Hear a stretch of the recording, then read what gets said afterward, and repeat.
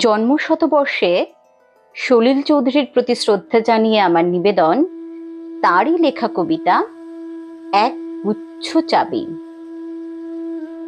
উত্তরাধিকার সূত্রে পেয়েছি শুধু এক গুচ্ছ চাবি, ছোট বড় মোটা বেঁটে নানা রকমের নানা ধরনের চাবি। মা বললেন, যত্ন করে তুলে রেখে দে। তারপর যখন বয়স বাড়ল, জীবন এবং জীবিকার সন্ধানে পথে নামতে হলো, পকেটে সম্বল শুধু সেই এক গুচ্ছ চাবি, ছোট বড় মোটা বেঁটে নানা রকমের নানা ধরনের চাবি। কিন্তু যেখানেই যাই, সামনে দেখি প্রকাণ্ড এক দরজা, আর তাতে ঝুলছে প্রকাণ্ড এক তালা।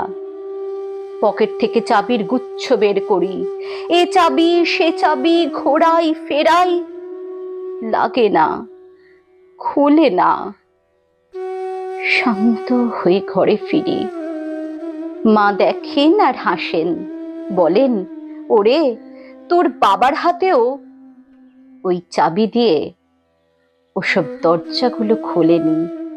শুনেছি নাকি তার বাবার হাতে খুলতো। আসল কথা কি জানিস? এইসব চাবি হলো সততার, সত্যের, যুক্তির, নিষ্ঠার।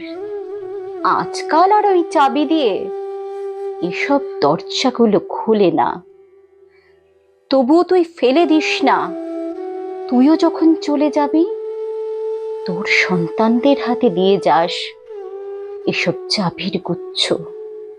হয়তো তাদের হাতে, হয়তো কেন, নিশ্চয়ই তাদের হাতে একদিন ওইসব সততার, সত্যের, যুক্তির, নিষ্ঠার চাবি দিয়ে জীবনের বন্ধ দরজাগুলো খুলে যাবে, খুলে যাবেই।